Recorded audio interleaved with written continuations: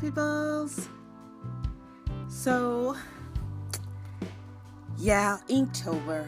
Well, at least I can say I tried. So Inktober was a bust for me as far as creating something every day. But I did get one thing done, and I got it finished before the month was over. Now, no one said I had to get this video out in time, but I at least got the picture finished before the month of October was over. So yeah, I had to give up on the whole daily sketch. If you haven't seen my vlogs, it's a Xiexie life for me. I can't, no. So, lesson learned. I'm not a one a day artist type deal thing. No, I can't do it. So I did get this one Disney princess picture sketched out and drawn. You know when you plan one thing and it just turns into something completely different? Yeah, this was this picture for me. I had planned on this being like maybe just a week type deal, and it just turned into like the rest of the whole month. Yeah, so I tried to do this cute princess idea, and then I thought, okay, well, I do my inking digitally. You already know that. So it's like, okay, well, what am I going to do? How am I going to make this like Inktober worth it for me as far as different from every day? So one thing I did with the line art, I really focused and paid attention to just how my line thickness, like really just trying to pay attention to how I do my digital inking and focused on that.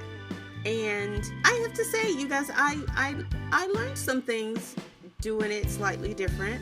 And also, I've told you all before, is one thing, when I start my digital inking, oftentimes there's complete changes.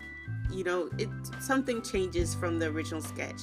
But the majority of the time, I would print out what I've done so far and draw on top of it, scan it back in, and then keep it going. But this time I decided, nope, once I started, I'm not going to print it out until I'm finished.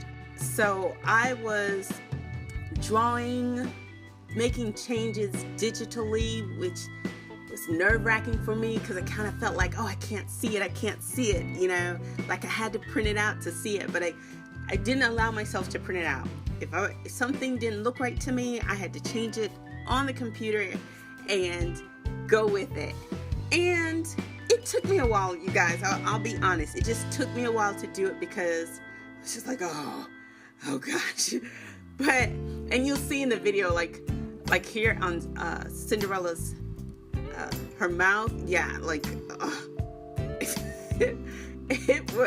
it was a struggle for me. Like, oh my gosh, it's not working. And then plus for some of this, I was live streaming too. So a couple of places I'm just constantly redrawing the same thing over and over and over. But you guys, I was really surprised how it came out.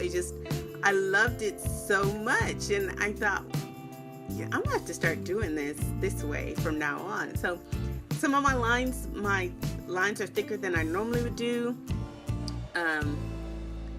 A lot of it, and it was just great practice for me, you guys. It was just, and I think that's the whole point of Inktober, is just trying to get you to create and practice more, and just, so that's what went on. And I made this video is going to